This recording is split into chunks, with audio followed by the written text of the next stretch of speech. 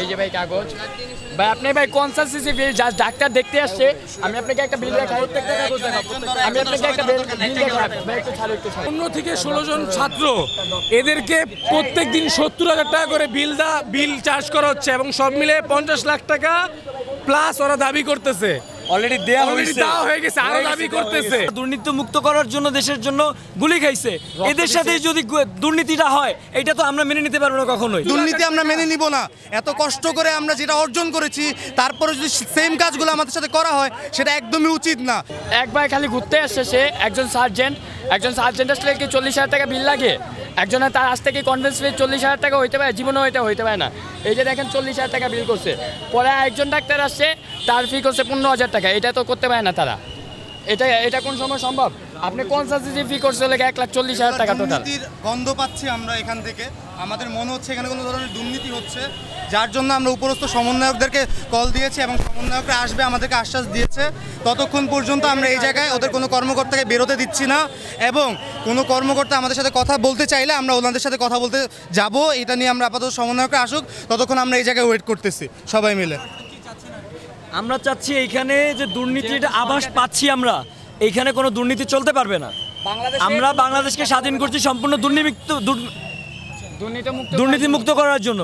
এখন এই পর্যায়ে এসে যারা দুর্নীতি মুক্ত করার জন্য দেশের জন্য গুলি খাইছে, এদের সাথে যদি দুর্নীতিটা হয় এটা তো আমরা মেনে নিতে পারবো না কখনোই। আমরা চাই না যে একটা সাধারণ মানুষের সাথে এরকম কোনো দুর্নীতি হোক। সেখানে যারা আমাদের দেশ স্বাধীন করার জন্য গুলি খাইছে এদের সাথে যদি দুর্নীতি হয় এটা কখনো অ্যাকসেপ্টেবল না। তো আমরা চাই এই দুর্নীতি মুক্ত এই পপুলার হসপিটালটা হোক, যেটা এখন ধানমন্ডিতে আছে, ধানমন্ডি 2-এ। শুধু পপুলার না, মেডিকেল কার্ডে প্রত্যেকটা যে মেডিকেল হসপিটাল দিয়ে আমরা সকল হসপিটালকে বলে দিতে যাচ্ছি যে সকল হসপিটাল এখনো এই টাইপের কাজ করতেছে তারা যাতে এই পপুলারের শিক্ষা নিয়ে, পপুলার থেকে শিক্ষা নিয়ে তা বন্ধ করে দেয়। এবং এটা যদি না হয় ফার্দার স্টুডেন্টরা প্রত্যেকটা হসপিটালে গিয়ে তদারকি করবে, প্রত্যেকটা স্টুডেন্ট। টোটাল কত বিল হয়েছে? হ্যাঁ, অবশ্যই আমাদের স্বাস্থ্য মন্ত্রণালয় থেকে বলা হয়েছে যে সকল ট্রিটমেন্টের খরচ ওরা নিবে, কিন্তু খরচ নিতে গিয়ে যদি ওরা এখানে দুর্নীতি করে, খরচ বাড়িয়ে বলে, তাহলে আমাদের নিজেদের সরকার থেকে ওরা বেশি করে টাকা নিবে, যেটা দুর্নীতি। এই দুর্নীতি আমরা মেনে নিব না। এত কষ্ট করে আমরা যেটা অর্জন করেছি তারপরে যদি সেম কাজগুলো আমাদের সাথে করা হয় সেটা একদমই উচিত না। সেটা আমরা একদমই আশা করতেছিলাম না এই কয়দিন ধরে, কিন্তু আমরা এখন যা দেখছি তার ফলে আমাদের কোনো একটা পদক্ষেপ নেওয়া দরকার ছিল এবং আমরা সেই অনুযায়ী পদক্ষেপ নিচ্ছি। আর 15 থেকে 16 জন ছাত্র, এদেরকে প্রত্যেক দিন 70,000 টাকা করে বিল চার্জ করা হচ্ছে এবং সব মিলে 50 লাখ টাকা প্লাস ওরা দাবি করতেছে।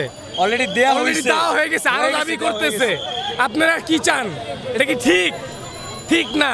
তাহলে পপুলারকে কি করা উচিত? বন্ধ করে দেওয়া উচিত। সবাই কি বলেন? দুর্নীতি বন্ধ না করলে হবে না। পপুলার এত টাকা কেমনে চার্জ করে? 50 লাখ টাকা, 13,000 টাকা ডিসকাউন্ট। কিসের ডিসকাউন্ট? 13,000 টাকা,